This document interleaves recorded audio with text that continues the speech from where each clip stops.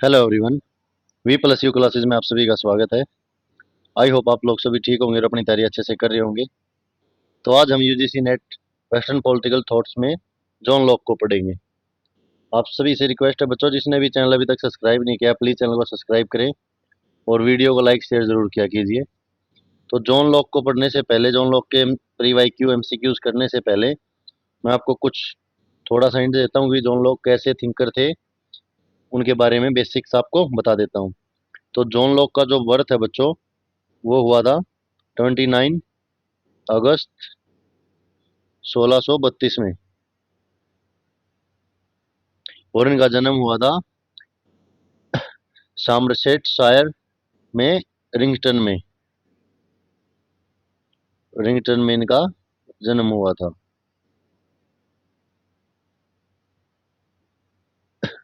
जो John Locke थे, John Locke को अनुभववाद का जन्मदाता माना जाता है।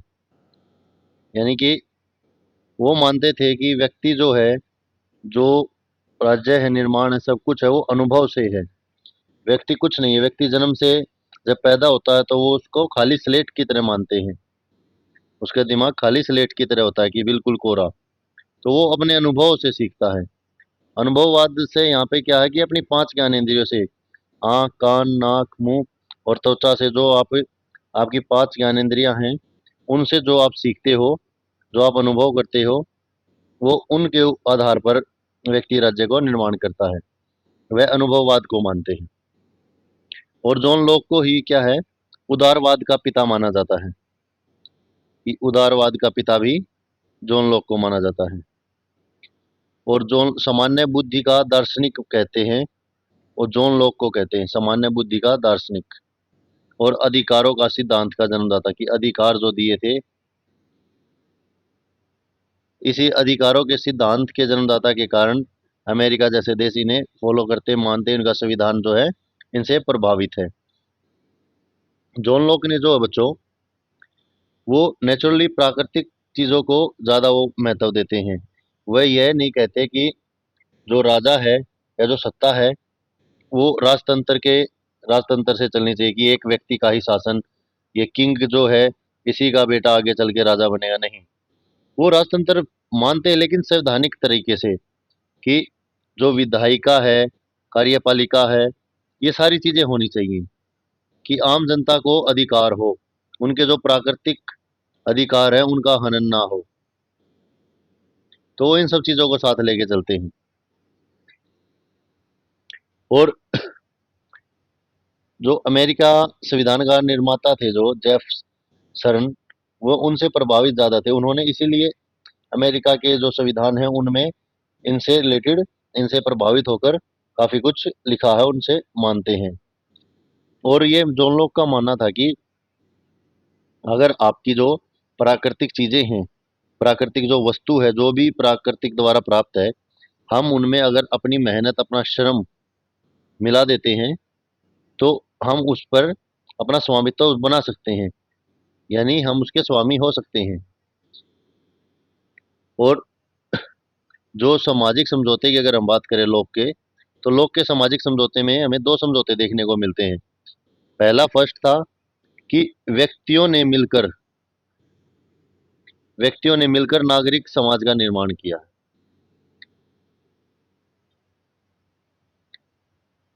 जो समाज बना वो व्यक्तियों से मिलकर बना। अब नागरिक समाज या छोटे ग्रुप उसमें लगा लीजिए। दूसरे समझौते में नागरिक समाज जो है, इनसे मिलकर क्या बनेगा, राज्य या सरकार बनेगी। तो ये जॉन लॉक के सामाजिक समझौते थे। तो चलिए अब ज्यादा वक्त ना लेते हुए आपका जॉन लॉक के जो प्री वाई क्यू हैं वो स्टार्ट करते हैं। तो फर्स्ट क्वेश्चन है, क्लास थोड़ी लेंथी हो सकती है बच्चों, जो हमने कवर करने की कोशिश की, जितने ज़्यादा से ज़्यादा हम प्री वाई क्यू, जितने प्रीवियस ईयर एग्जाम आए हैं, उन सब से थिंकर वाइज क्वेश्चन निकाल के। और एक बच्चे का कमेंट था कि सर ये प्री वाई क्यू कहाँ मिलेंगे, तो ये सारे प्री वाई क्यू ही हैं। आपको डेट के साथ जो पेपर है, जहाँ तक जो था वो दे दिया है। उसके अलावा कुछ जो नए क्वेश्चन है या जिनके आने की संभावना है, कुछ 30-40 क्वेश्चन वो होंगे। बाकी सारे आपके प्री वाई क्यू होंगे। तो चलिए फर्स्ट क्वेश्चन करते हैं। लोक के राजनीतिक दर्शन के संबंध में निम्नलिखित में से कौन सा कथन सही नहीं है? तो प्राकृतिक अवस्था शांति और पारस्परिक सहयोग की अवस्था थी। हाँ, ये बात तो ठीक है। जो नेचुरल फॉर्म थी वो शांति की थी। संपत्ति का अधिकार राज्य से पूर्व विद्यमान था। ये भी सही है, क्योंकि वो मानता है कि ये सारी चीजें सेकेंडरी, क्योंकि इंसान जब आया है, व्यक्ति आया है, उसने समाज का निर्माण किया और समाज ने राज्य का, और राज्य केवल जो है व्यक्तियों व्यक्ति के हित को पूर्ति करने का एक सिर्फ आर्टिफिशियली संसाधन है।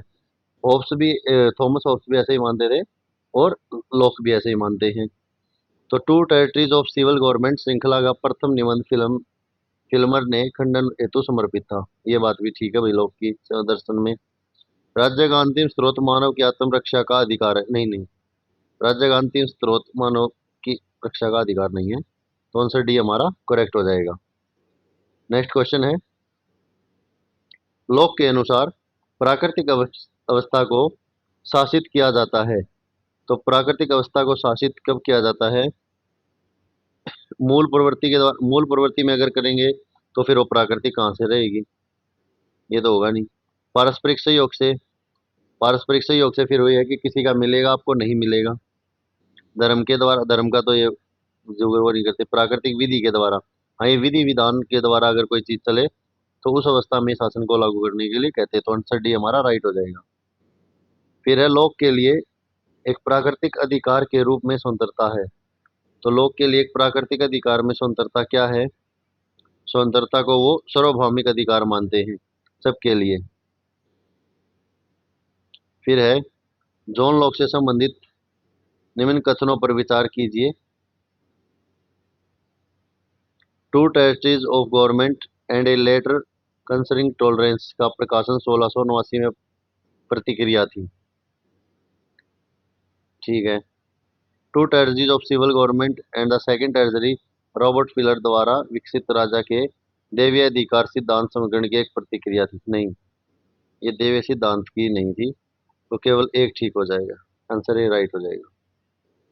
नेक्स्ट है, जॉन लॉक का योगदान मुख्यतः किस रूप में है? सहम सहमति सिद्धांत, प्रिंसिपल ऑफ कंसेंट, सीमित सरकार, लिमिटेड गवर्नमेंट, निगम निकाय के रूप में राज्य के सिद्धांत, the state of a body को। निगम निकाय के रूप में वो नहीं मानता सरकार राज्य के सिद्धांत को।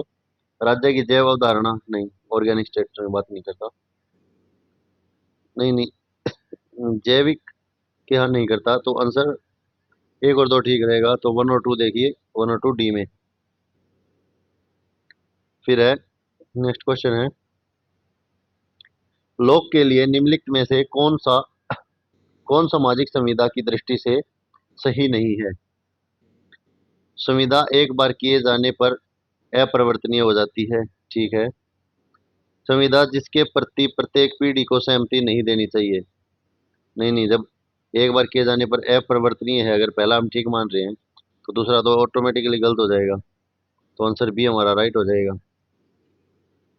नेक्स्ट है, निम्नलिखित में से कौन सी पुस्तक जॉन लॉक द्वारा नहीं लिखी गई है? Essay on the law of nature, ये तो है। Essay concerning human understanding, on the reversible of charity. फिर है, the cause of the greatness and the decline of the Romans. ये नहीं लिखी गई है लॉक के द्वारा। तो आंसर डी राइट हो जाएगा। ये तीनों लिखी गई हैं। निम्नलिखित में से लॉक ने राज्य के उद्देश्य बताया है। तो राज्य का क्या उद्देश्य बताया लॉक ने? प्राकृतिक कानूनों का वैधानिक व्याख्या, वैधानिक तौर से चलने को कहता है। प्राकृतिक कानूनों के उल्लंघन पर दंड के लिए न्यायिक व्यवस्था, न्याय के लिए भी करता है। प्राकृतिक कानूनों के कार्यवाहन द्वारा प्राकृतिक अधिकारों की सुरक्षा। तो ये तीनों बातें ही लॉक का उद्देश्य है राज्य का। तो ये तीनों ही ठीक है। नेक्स्ट क्वेश्चन देखते हैं, निम्नलिखित में से कौन संवैधानिक सरकार के विषय में चर्चा करता है? तो संवैधानिक सरकार के विषय में चर्चा लॉक करते हैं। नेक्स्ट क्वेश्चन है, लॉक के अनुसार राज्य के कार्य और शक्तियां सीमित हैं। कारण क्या दे रखा है? राज्य का अस्तित्व जीवन, स्वतंत्रता और संपत्ति की सुरक्षा में है। जायज बात है, इसीलिए वो सीमित है। तो आंसर ये ठीक हो जाएगा। ए आर दोनों सत्य और आर सही व्याख्या भी है। फिर है, सामाजिक संविदा के सभी सिद्धांतकारों के संदर्भ में निम्नलिखित में से क्या सही है? विधि और नैतिक के बीच भेद मिटाना, सिद्धांतकारों के लिए नहीं। अंतर्जात अधिकारों में विश्वास, सामाजिक सहमति के साथ लोक सत्ता का निर्माण। सामाजिक संविदा सहमति के साथ लोक सत्ता का निर्माण जो है वो सामाजिक संविदा के सिद्धांतों में संदर्भ में सही है। फिर नेक्स्ट, नीचे दिए गए कूट की सहायता से लोक के सामाजिक अनुबंध की विभिन्न अवस्थाओं का सही क्रम बताइए। तो नागरिक समाज, सरकार, प्राकृतिक अवस्था और सामाजिक अनुबंध। तो सबसे पहले नेचुरल फॉर्म आएगी प्राकृतिक अवस्था, फर्स्ट में लो इसको। तीन तीन देख लो पहले एक बार किसमें। सबसे पहले तो प्राकृतिक अवस्था आएगी, तो एक और चार को तो काट दो, ये दो बच गए। अब इनमें भी तीन चार, एक और दो क्या हुआ, तो तीन चार दोनों में सेम है। तो उसके बाद सामाजिक अनुबंध आएगा, सामाजिक अनुबंध के बाद आएगा नागरिक समाज, फिर सरकार बनेगी लास्ट में। तो एक और दो, आंसर सी हमारा राइट हो जाएगा। नेक्स्ट क्वेश्चन है, मनुष्य के नागरिक समाज में निम्नलिखित होने का उद्देश्य उनकी संपत्ति की सुरक्षा है, यह किसने कहा था? यह किसने कहा कि मनुष्य के नागरिक समाज में सम्मिलित होने का उद्देश्य है? यानी कि मनुष्य अगर समाज में इकट्ठे होते हैं, मिलते हैं, तो उनका एक मेन मोटो क्या है? सिर्फ अपने धन को सुरक्षित रखना, अपनी संपत्ति की रक्षा करवाना। तो ये किसने बोला है? तो ये लोक ने बोला है। फिर नेक्स्ट क्वेश्चन है, लोक के सामाजिक समझौते के अंतर्गत लोग छोड़ते हैं तो क्या किस चीज के वो करते हैं? अपने समस्त अधिकार नहीं, असमस्त अधिकार नहीं छोड़ते, अपना कोई भी अधिकार नहीं, नहीं कुछ तो छोड़ते हैं, तो गलत है। केवल संपत्ति का अधिकार नहीं, केवल संपत्ति का, प्राकृतिक कानूनों की व्याख्या तथा उन्हें कार्यान्वित करने का अधिकार जो है वो छोड़ते हैं। फिर है, किसने लोक की प्राकृतिक अवस्था को अस्पष्ट प्राकृतिक अवस्था कहा है? तो अस्पष्ट प्राकृतिक अवस्था बोला था मैकफर्सन ने, जो कि अमेरिका से विधान लिखते वक्त इन्होंने ही लिखा था, इनके द्वारा लिखवाया गया था। फिर है, लोक की प्राकृतिक अवस्था पूर्व राजनीतिक तो है परंतु पूर्व सामाजिक नहीं है। यानी पूर्व राजनीतिक तो है, थॉमस होब्स ने क्या बोला था कि जो उसके पैदा होने से पहले सभी को उन्होंने पूर्व लगा दिया, पूर्व सामाजिक, पूर्व राजनीतिक, पूर्व व्यवस्थित। तो लोक की प्राकृतिक अवस्था जो पूर्व राजनीतिक है परंतु पूर्व सामाजिक नहीं है। क्यों नहीं है? क्योंकि समाज अनादिकाल से अस्तित्व में है, नहीं इस कारण तो नहीं। समाज राज्य पुरोगामी नहीं। इस अवस्था में रहने वाले लोगों को समशिष्ट सामाजिक जीवन के रूप में एक समाज है। ये ठीक है, आंसर सी हमारा राइट हो जाएगा। फिर नेक्स्ट है, सत्य कथन का चयन कीजिए। वान एंड डगनिंग का यह मत है कि लोक ने दोहरे समझौते के सिद्धांत का प्रतिपादन नहीं किया है। ठीक है। सेवाइन लोक के दोहरे समझौते का समर्थन करता है। तो लोक ने दोहरे समझौते का सिद्धांत का प्रतिपादन नहीं किया। हाँ ये ठीक है, ये दोनों ही ठीक है, आंसर सी राइट हो जाएगा। फिर है, टू ट्राइटाइज ऑन सिविल गवर्नमेंट की रचना जॉन लॉक द्वारा की गई। पहले ट्रीटाइज निबंध का प्रतिपाद्य विषय क्या है? तो फर्स्ट का क्या विषय था? तो फर्स्ट का विषय था रॉबर्ट फिल्मर की आलोचना। नेक्स्ट है, निम्नलिखित में से किसका यह मत है कि बुर्जुआ या मध्य वर्गीय मनुष्य ही विवेकशील होते हैं, निर्धन या संपत्तिहीन वर्ग विवेक शून्य होते हैं? तो ये बोला जॉन लॉक ने। इसीलिए वो मनुष्य को क्या करता है, आदमी को संपत्ति और उसको रखने का अधिकार देता है, और उसको हर प्राकृतिक वस्तु को अपने पास रखने का अधिकार देता है। फिर है, लोक सामाजिक संविदा से संप्रभु सरकार स्थापित करता है। नागरिकों को सभी कानूनों का पालन करने अथवा किसी भी प्रकार की सरकार को स्वीकार करने की पूर्ण बाध्यता है। लोक सामाजिक संविदा के संप्रभु सरकार को स्थापित करता है, ये तो ठीक है, सामाजिक संविदा के संप्रभु स्वीकार करता है। ये कारण क्या है? नागरिकों को सभी कानूनों का पालन करने अथवा किसी भी प्रकार की सरकार को स्वीकार करने की पूर्ण बाध्यता है। नहीं नहीं नहीं, ये नहीं कहता वो कि सभी कानूनों का पालन करो और किसी भी सरकार को स्वीकार करो। तो आर गलत है भाई इसमें। ए सत्य है किंतु आर गलत है, आंसर सी हो जाएगा। नेक्स्ट है, उसका सामाजिक अनुबंध विवेक की विजय का प्रमाण है, न कि ठोस आवश्यकता का। यह कथन किसके विषय में सही है? तो यह कथन लॉक के विषय में सही है। ठीक है। जॉन लॉक के लिए प्राकृतिक अधिकार प्रकृति प्रदत्त है। ठीक। राज्य को इन अधिकारों की सुरक्षा तथा संरक्षा करनी पड़ती है, वह इनमें हस्तक्षेप नहीं कर सकते। ये बात ठीक है कि वो प्राकृतिक अधिकारों की सुरक्षा और संरक्षण के लिए ही राज्य का निर्माण करता है, अधिकारों को बनाता है। तो ये आंसर ए राइट हो जाएगा, दोनों ठीक है। फिर लोक के अनुसार निम्नलिखित में से कौन सा कथन सही नहीं है? राज्य को स्वरूप संवैधानिक होना चाहिए, ये तो सही है। सरकार के पास विवेकी अधिकार होने चाहिए, हाँ। यह एक सहनशील राज्य है। संपत्ति का अधिकार नैसर्गिक अधिकार नहीं है, नहीं नहीं, ये तो उसको मानता है संपत्ति के अधिकार को। तो आंसर फोर, केवल फोर हो जाएगा। गलत। यह कथन किसका है कि लोक क्रांति के अधिकार के बारे में आग्रह के बावजूद वह क्रांतिकारी नहीं था?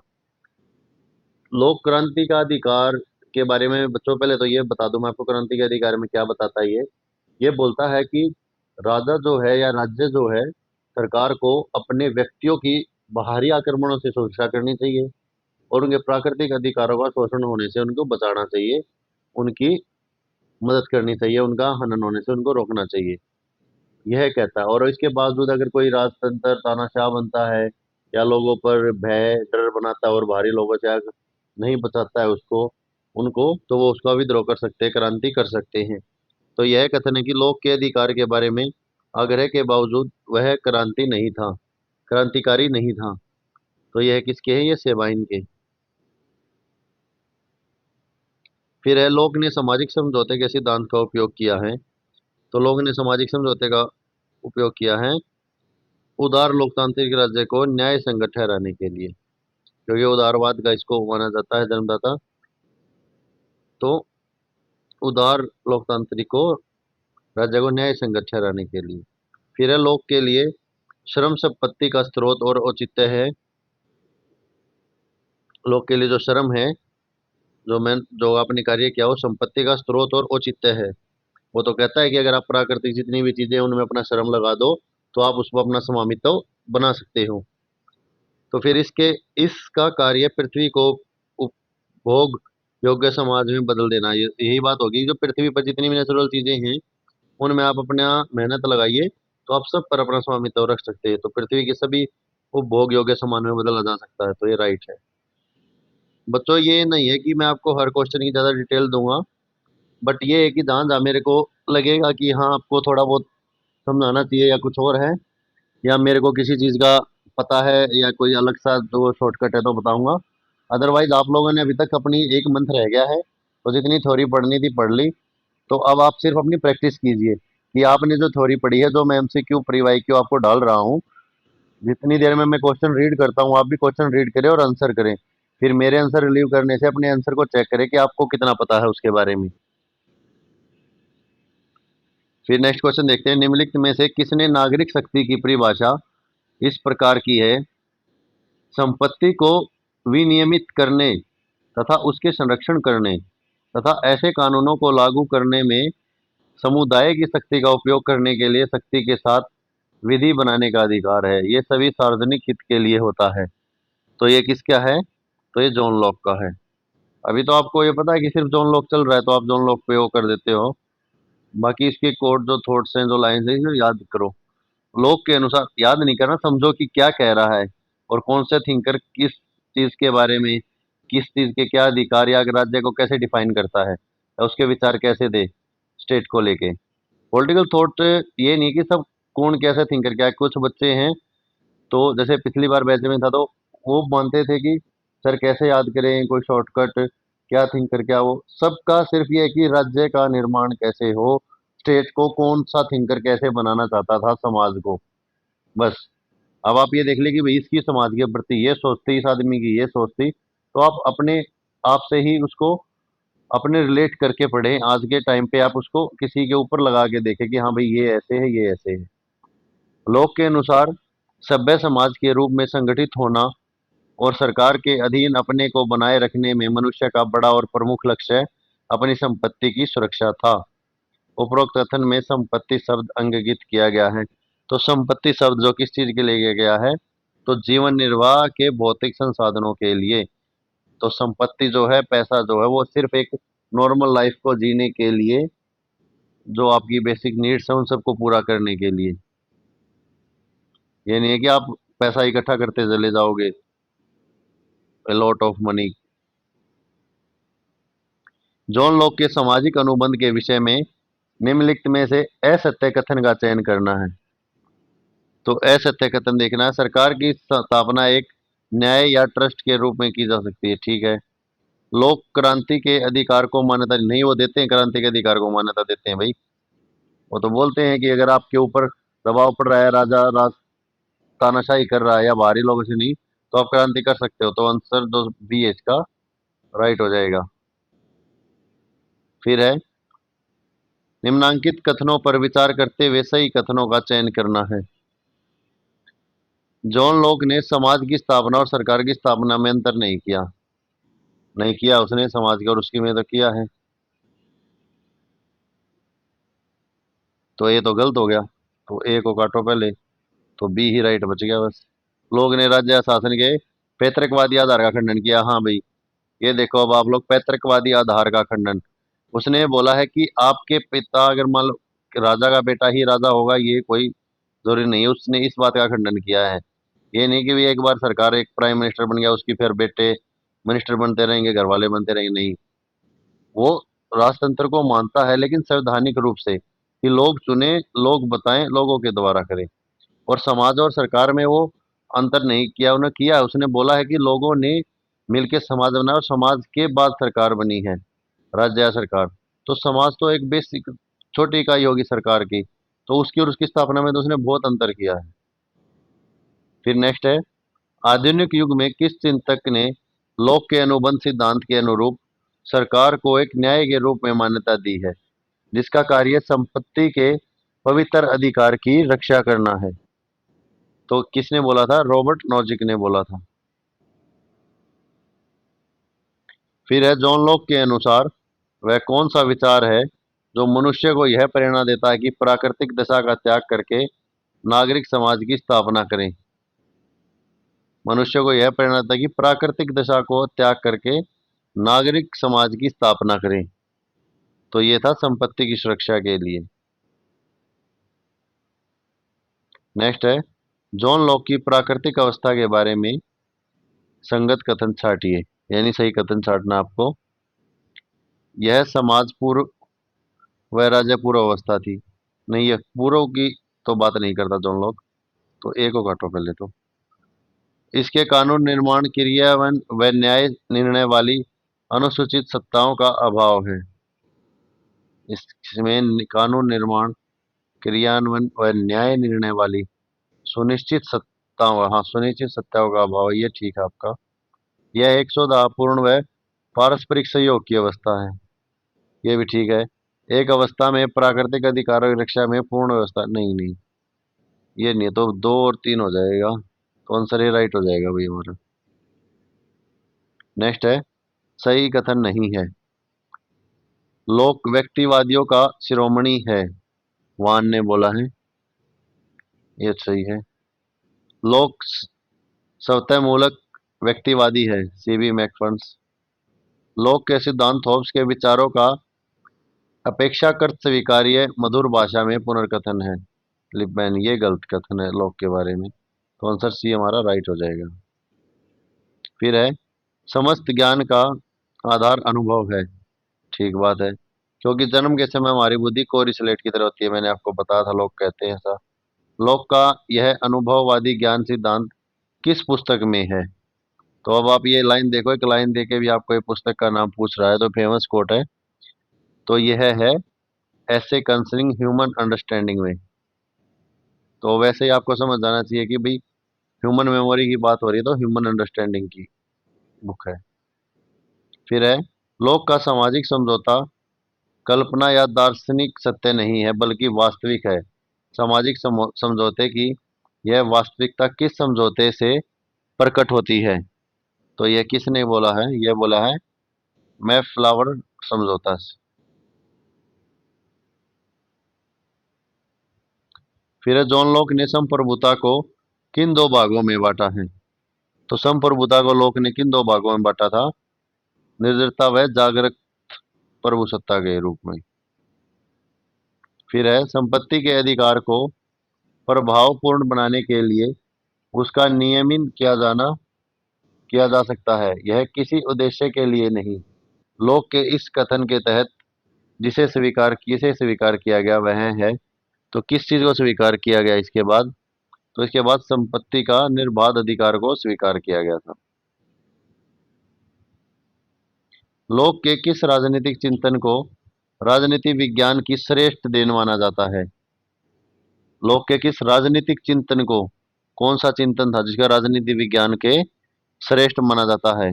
तो जन सहमति पर आधारित राज्य व्यवस्था को, यानी कि लोकतंत्र कह सकते हो आप एक तरह से।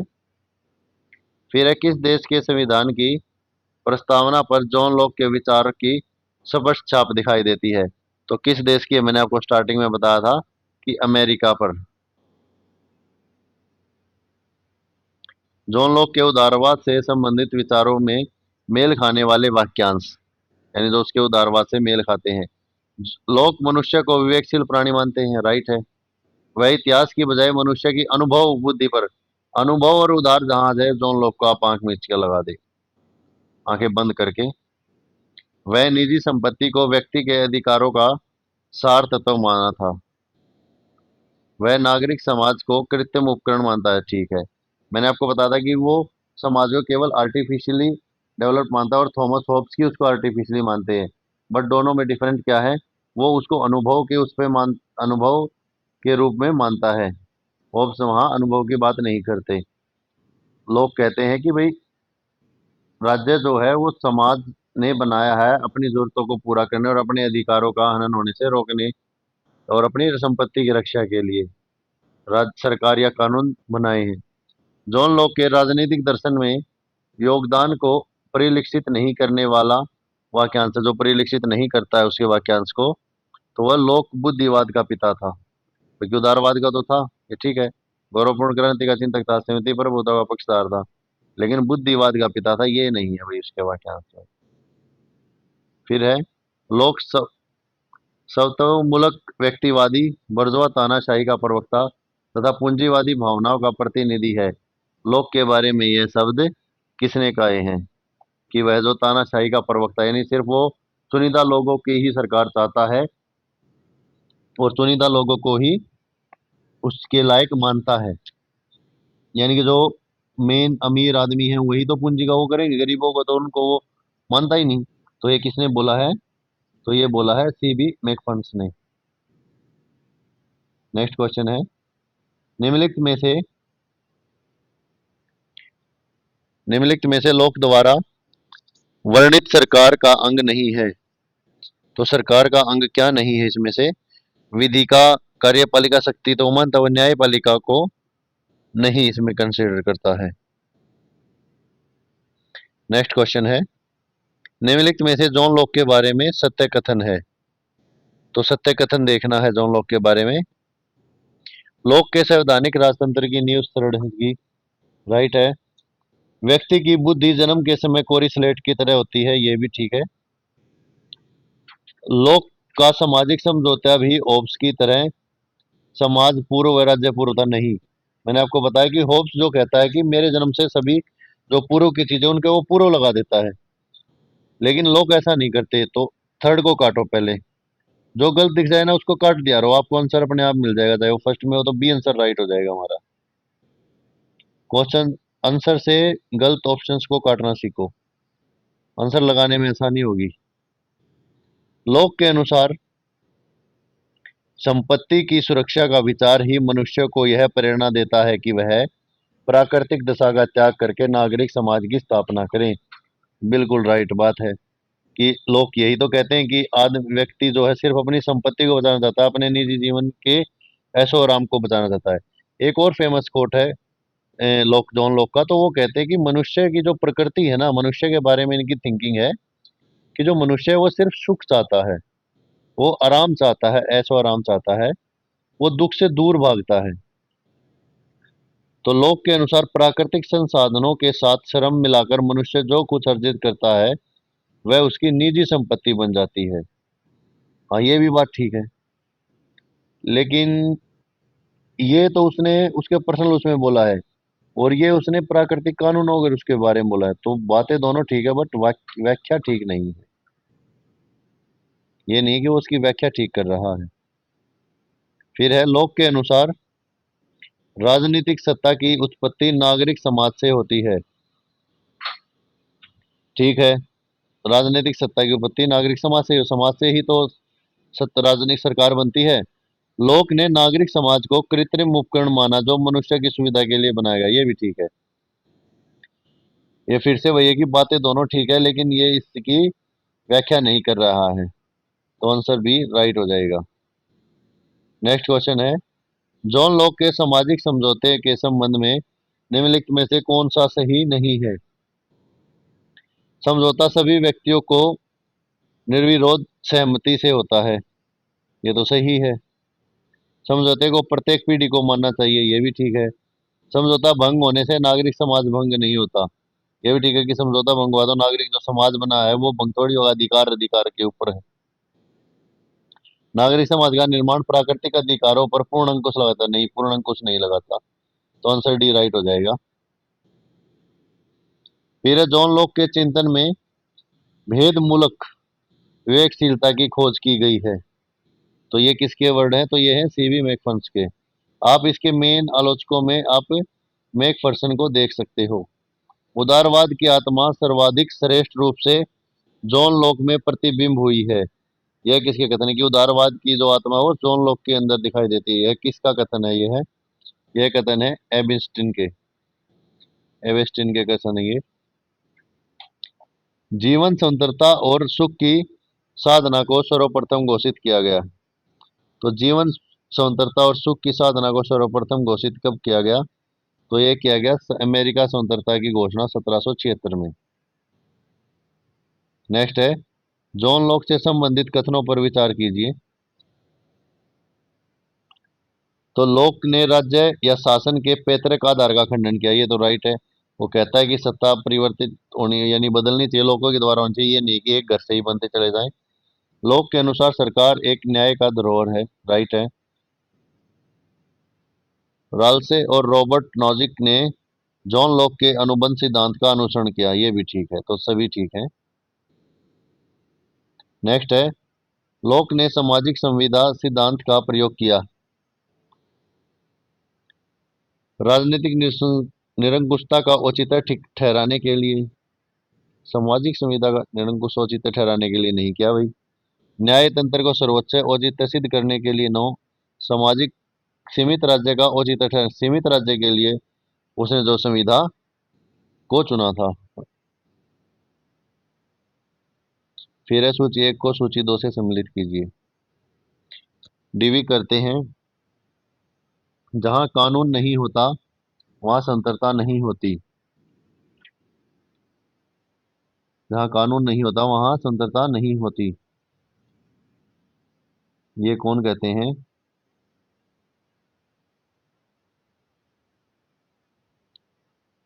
तो इसका ए का हो जाएगा,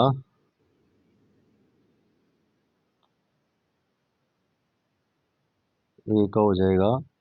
डीवी कहते हैं, राज्य कानून का निर्माण नहीं करता, कानून सामाजिक यथार्थ की मात्र अभिव्यक्ति है, ये हो जाएगा भैया का। फिर बी का हो जाएगा, लोग कहते हैं कानून संप्रभुता की आज्ञा है, ये ठीक है। तो 3 1 3 1 देख लीजिए किसमें है, इसमें नहीं है, इसमें नहीं है, तो डी आंसर राइट हो जाएगा। नेक्स्ट है, निम्नलिखित में से कौन सा कथन जॉन लॉक के विचारों के संदर्भ में सही नहीं है? जॉन लॉक के विचारों के संदर्भ में सही नहीं है। तो नागरिक समाज की स्थापना समझौते के द्वारा की जाती है तथा सरकार की स्थापना विश्वास पर आधारित न्याय के रूप में की जाती है, ये तो सही है। सामाजिक समझौते के बाद व्यक्ति पहले की तरह स्वतंत्र नहीं रहता, नहीं रहता है भाई, ये आंसर बी राइट हो जाएगा, ये गलत है। फिर है लॉक फिलर विवाद का मुख्य मुद्दा था। लॉक फिलर जो विवाद था उसका मुख्य मुद्दा क्या था? उसका मुख्य मुद्दा था लॉक सामाजिक समझौते का समर्थक था, जबकि फिलर पितरासत्तात्मक सत्ता का समर्थक था। तो ये तो मुद्दा उठना ही था, जब ये तो उसको बिल्कुल विपरीत थे जॉन लॉक। सॉरी। निम्नलिखित में से किसे जॉन लॉक संपत्ति के स्वामित्व संबंध में महत्वपूर्ण सीमा मानता है?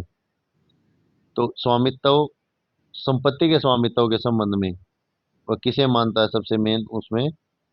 तो श्रम की सीमा, पर्याप्तता की सीमा, विनाश की सीमा, इन तीनों सीमाओं को ही वो संपत्ति के संबंध में महत्वपूर्ण सीमा मानता है।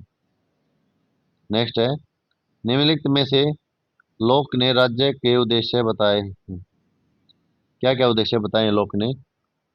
प्राकृतिक कानूनों की वैधानिक व्याख्या, ये तो थी।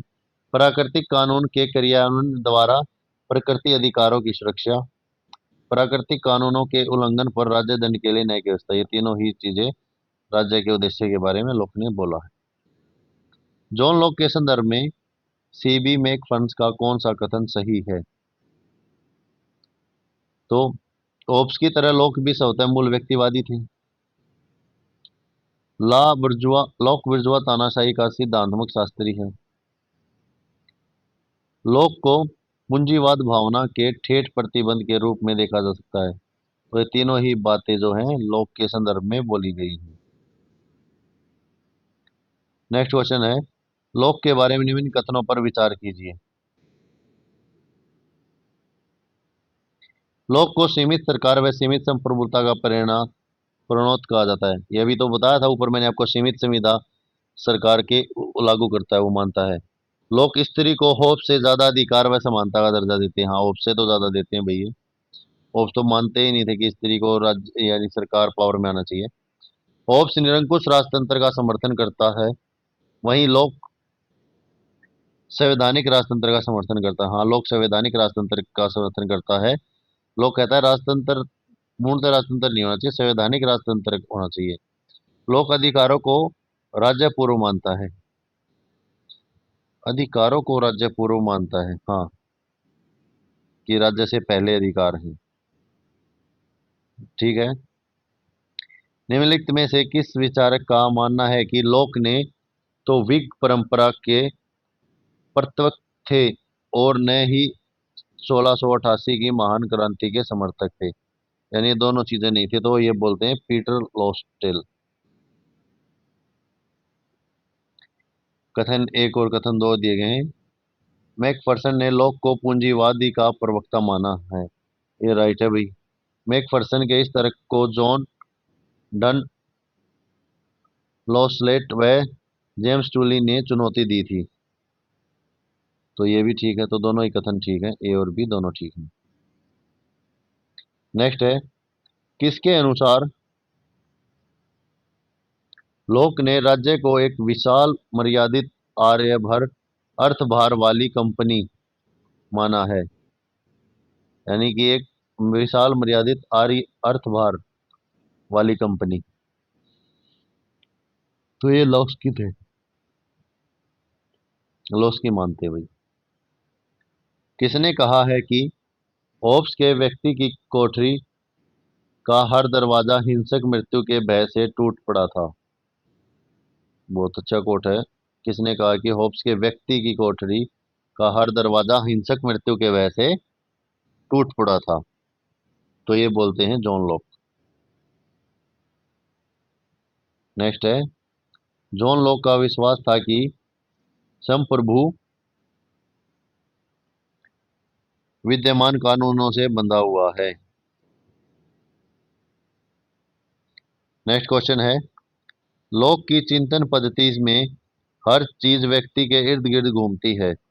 हर चीज को इस क्रम में रखा गया है कि व्यक्ति की संप्रभुता निश्चित रहे। यह कथन किसके द्वारा कहे गए हैं? तो ये वाहन के द्वारा किए गए हैं। फिर है, निम्नलिखित विचारकों में से किस एक का यह विचार था कि सरकार की स्थापना मूल संविदा के अंतर्गत निर्मित किए जाने वाले नागरिक समाज की स्थापना से बहुत कम महत्वपूर्ण घटना है? तो यह थे होब्स के। नेक्स्ट है, निम्नलिखित में से किसने परिभाषित किया है कि नागरिक शक्ति दंड के साथ कानून बनाने का अधिकार, संपत्ति का नियमन और संरक्षण, और समुदाय की ताकत को ऐसे नियमों में के कार्यान्वयन में लगाना सभी केवल आम जनता के भले के लिए है? ये किसके विचार हैं?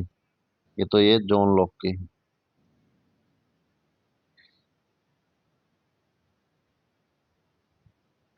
सूची 1 को 2 से सम्मिलित करना है। ये राइटर दिए गए हैं, बुक्स दिए गए हैं। विल्यूर Kendall, John Locke a biography, W. F. John Locke and the Extent of Material Rules, M. W. Carson, John Locke Political, Richard Cox, Locke on Peace and War Code। तो इनको match करते हैं। तो पहले विल्यू कैंडल है, तो ये करते हैं John Locke and the doctrine of marital rule.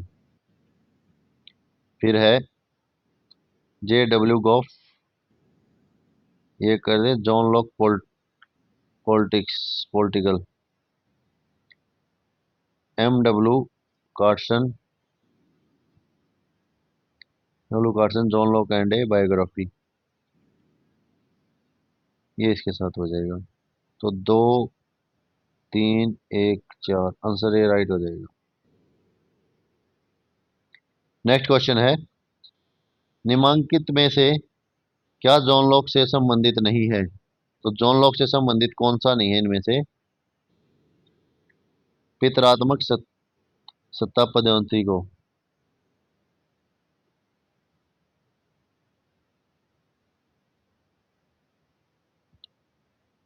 Answer B जो है राइट हो जाएगा। नेक्स्ट क्वेश्चन करते हैं। थोड़े क्वेश्चन बच्चे हैं बच्चों, आराम से कीजिए और अपनी प्रैक्टिस करते रहिए।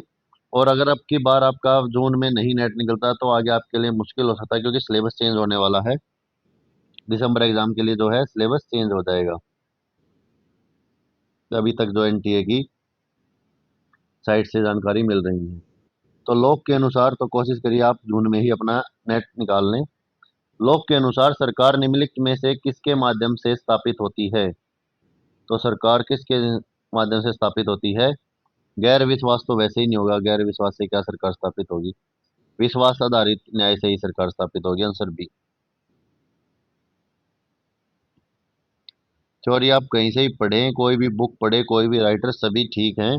आप बस अपने क्वेश्चंस की प्रैक्टिस कीजिए, क्योंकि बच्चों को क्वेश्चन नहीं मिलते हैं किस टाइप से आते हैं, क्या आते, चाहे आपने फर्स्ट टाइम एक बार दे भी दिया फिर भी आपको ये लगा रहता है कि क्वेश्चन क्वेश्चन सारे प्री वाईक्यू ही होते हैं। उन्हीं में से अदल बदल के थोड़ी बहुत स्टेटमेंट चेंज होगी, क्योंकि नए नए क्वेश्चन डेली वो नहीं होते।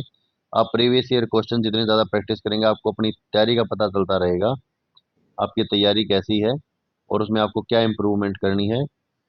और क्वेश्चंस को आप देखिए और अपने आंसर दीजिए। और मैंने साथ में जो क्वेश्चन जिस पेपर से है जहाँ तक है उसके बारे में लिखा भी है। अभी 72 क्वेश्चन चल रहा है, और ये RP असिस्टेंट प्रोफेसर संस्कृत जो सेकंड शिफ्ट थी उसके अकॉर्डिंग उसमें से है। निम्नलिखित में से किसने कहा कि लॉक वास्तव में अंग्रेजी उदारवाद का मूल स्रोत था? तो ये किसने बोला? ये CB मैकपन्स ने बोला है। फिर है, लोक की स्वतंत्रता की संकल्पना का सबसे पूर्व प्रमुख घटक समानता है। लोक की स्वतंत्रता की संकल्पना की नैतिक रूपरेखा निम्नलिखित में से किस पर आधारित है? अभी क्वेश्चन को आप पढ़ के ये देखो कि अटपटे ये क्वेश्चन है कि लेंथी हो जाता है, पढ़ते पढ़ते आपको आता हुआ आंसर भी नहीं ध्यान रहता। लेकिन इसको आराम से अगर आप तोड़ के पढ़ोगे कि लोक की स्वतंत्रता की संकल्पना, जो स्वतंत्रता मानता है वो फ्रीडम मानता है, उसका सबसे प्रमुख घटक पूछा बस उसने क्या है? तो वो क्या है, वो प्राकृतिक अधिकारों की बात करता है। प्राकृतिक कानूनों की नहीं, देवी अधिकार की तो बात ही नहीं करता, संवैधानिक अधिकार की। वो प्राकृतिक अधिकार की बात करता है कि प्राकृतिक अधिकारों का खंडन ना हो। निम्नलिखित में से कौन मानव जीवन की रक्षा के अधिकार को केवल संरक्षण से अधिक समुन्नत उपयोग के रूप में विचार करता है? तो कौन करता है, अभी तो आप पढ़ ही रहे हो, तो लोक करता है। नेक्स्ट है, नीचे दो कथन दिए गए हैं। लोक की पुस्तक दो नाली बंदूक है, जिसमें एक नाल फि, फिल्मर की ओर तथा दूसरी होप्स की ओर तना हुआ है। एक तो कथन ये है भाई, ठीक है। फिर है, वैसे सच भी है कथन कि लोक्स की बुक्स में पहली में तो फिल्मर के बारे में ही था। यह सच है कि लोक को यह पूरी तरह एहसास हो गया था कि राज्य और दायित्व के अपने नए सिद्धांत के पूर्व प्रतिपादन हेतु उसे फिल्मर और होप्स दोनों को पूर्णतः खंडन करना होगा। तो ये दोनों ही सही हैं। नेक्स्ट है, निम्नलिखित में से किन विचारक ने सर्वप्रथम श्रमिक व्यक्ति को राजनीतिक चिंतन का केंद्रीय व्यक्ति बनाया था? तो किसने बनाया था भाई, ये जॉन लॉक ने बनाया था। नेक्स्ट है, जॉन लॉक के अनुसार नागरिक समाज और सरकार के मध्य संबंध है। तो नागरिक समाज और सरकार के मध्य कैसे संबंध है? प्रत्ययी अवस्था है। नेक्स्ट है, जॉन लॉक के बारे में निम्नलिखित में से कौन सा कथन सही है?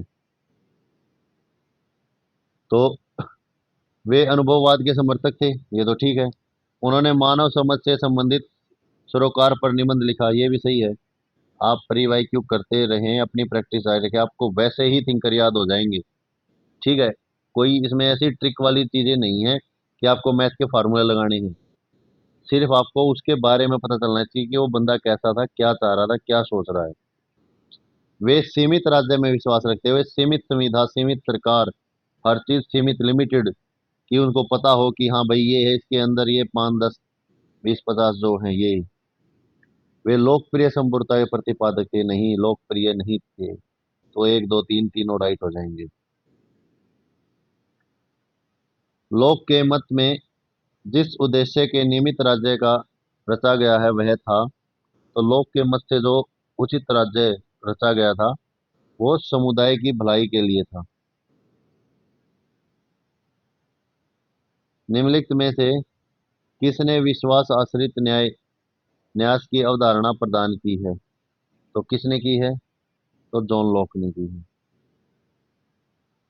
फिर है, जॉन लॉक के अनुसार निम्नलिखित में से कौन प्रकृति की व्यवस्था में होने वाली असुविधा में से एक नहीं है? जो प्राकृतिक होती हैं, यह लगातार युद्ध की स्थिति में है, नहीं ये युद्ध की स्थिति में थोड़ी है। तो पहला ही आंसर राइट हो जाएगा हमारा।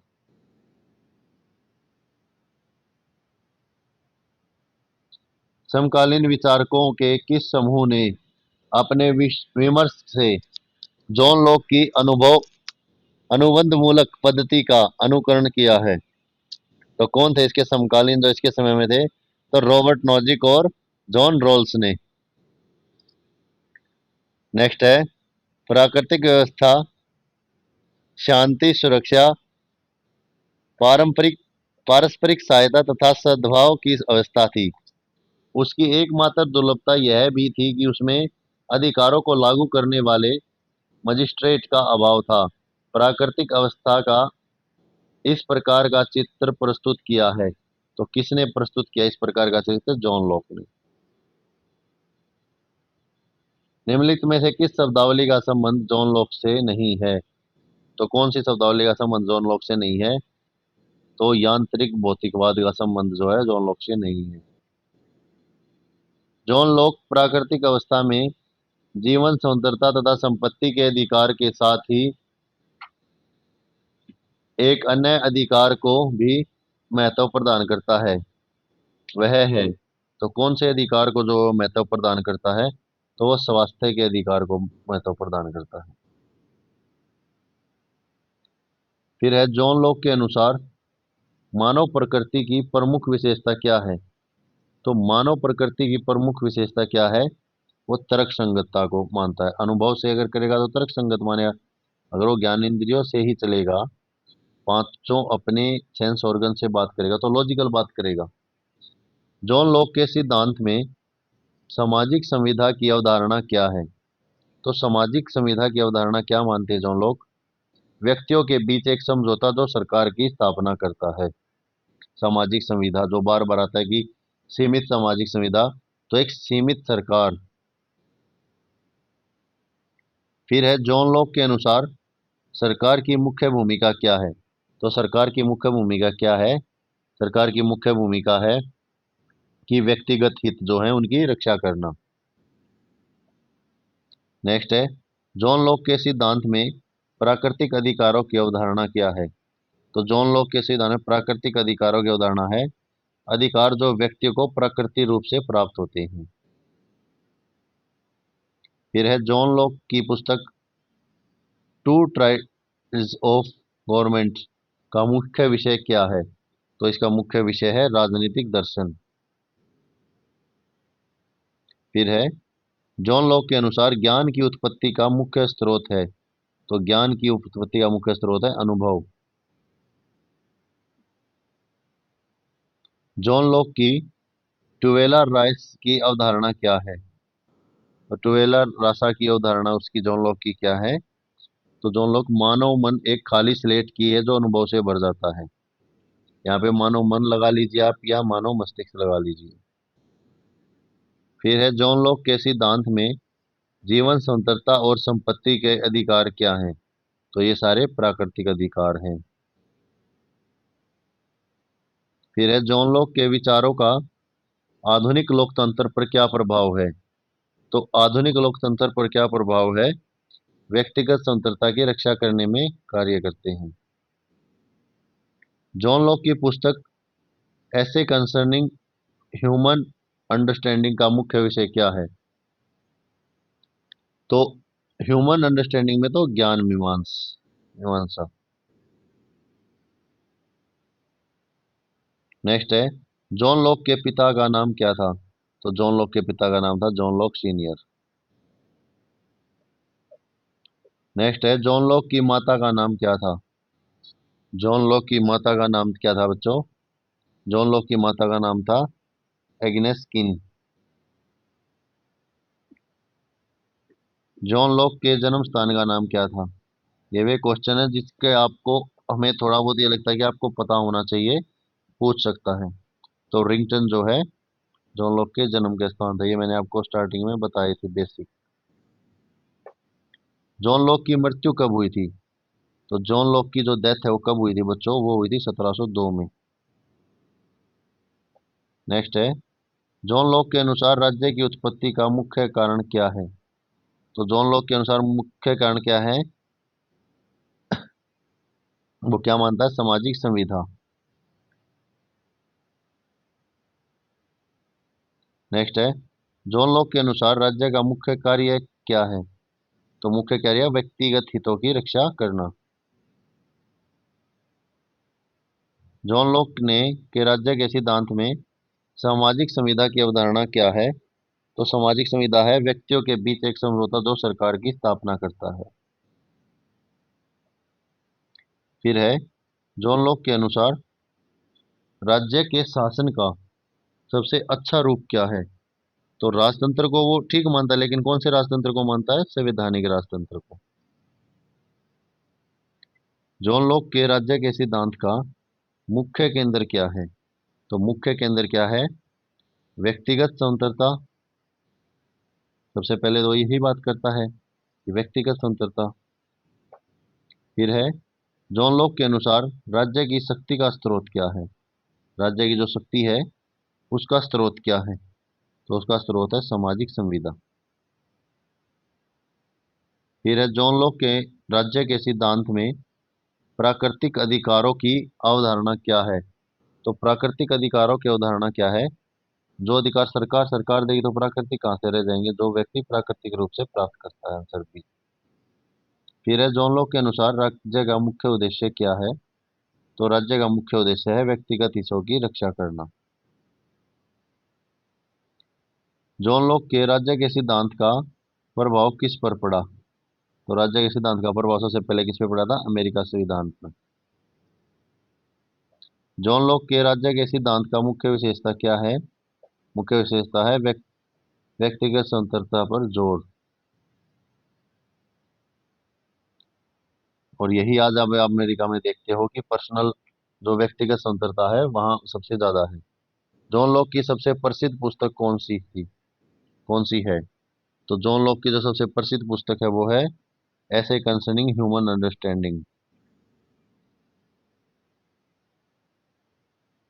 फिर है जॉन लॉक की पुस्तक टू ट्राइटिस ऑफ गवर्नमेंट, दो समझौते जो थे, उसका मुख्य विषय क्या था? तो उसका मुख्य विषय था राजनीतिक दर्शन। फिर है जॉन लॉक की पुस्तक ऐसे कंसर्निंग ह्यूमन अंडरस्टैंडिंग का मुख्य विषय क्या है? तो ह्यूमन अंडरस्टैंडिंग में आ जाता मुख्य विषय ज्ञान मीमांसा। फिर है जॉन लॉक की पुस्तक a letter tolerance, a letter concerning tolerance का मुख्य विषय क्या है?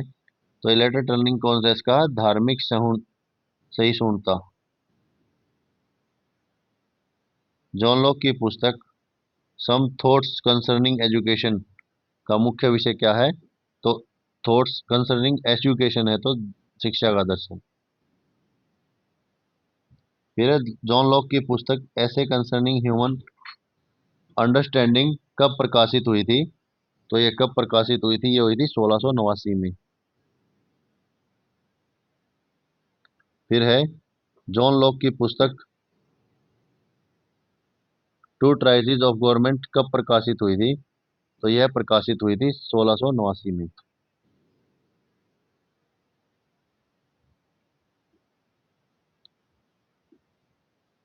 जॉन लॉक की पुस्तक ए लेटर कंसर्निंग टॉलरेंस कब प्रकाशन में आई है?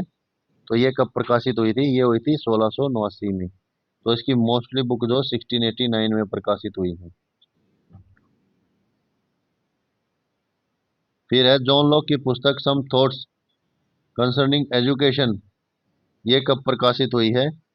ये प्रकाशित हुई है 1693 में।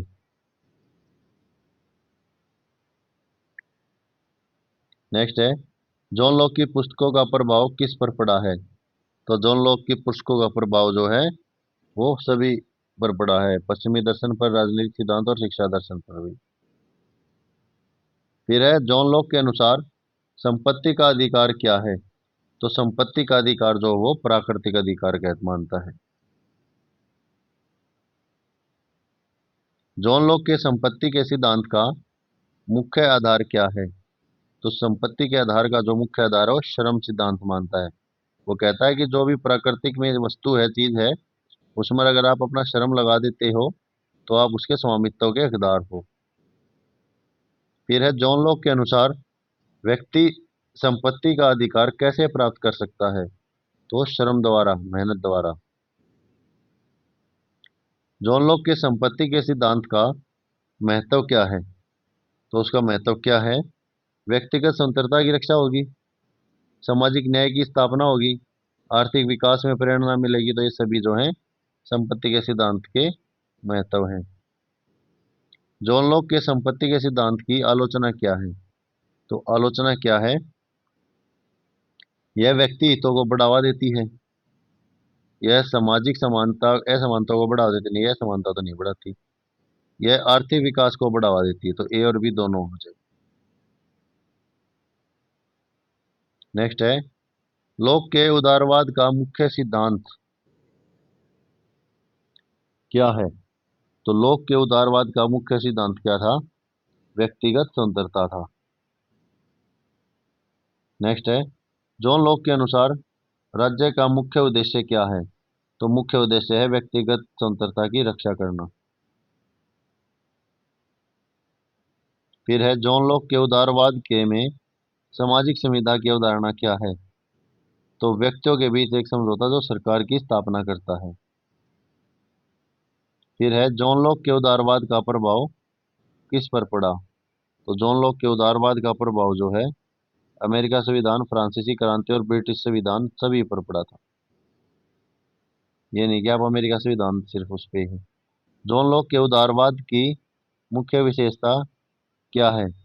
तो जॉन लॉक का जो उदारवाद है उसकी मुख्य विशेषता क्या थी? व्यक्तिगत स्वतंत्रता पर जोर। नेक्स्ट है, लोक के अनुसार राज्य की उत्पत्ति का मुख्य कारण क्या है? तो सामाजिक संविदा। अब तक तो आपको याद हो जानी चाहिए सारे क्वेश्चन यहाँ तक आते आते। जॉन लॉक के अनुसार व्यक्ति के प्राकृतिक अधिकार क्या हैं? तो व्यक्ति के प्राकृतिक अधिकार क्या क्या हैं लॉक के अनुसार? जीवन, स्वतंत्रता और संपत्ति। फिर है, जॉन लॉक के उदारवाद का मुख्य सिद्धांत क्या है? तो व्यक्तिगत स्वतंत्रता ही उसका मुख्य सिद्धांत है। जॉन लॉक की पुस्तक टू ट्रेटिस ऑफ गवर्नमेंट का मुख्य विषय क्या है?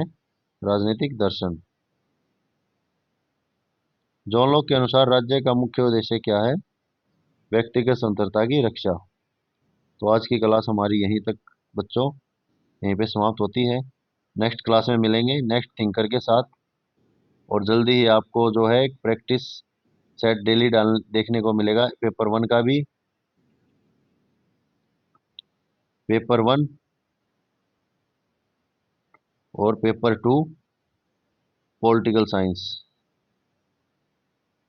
आपको ये दोनों के कंप्लीट सेट जो हैं, complete set paper 1, complete set paper 2, daily practice set मिलने स्टार्ट हो जाएंगे इसी वीक के एंड से।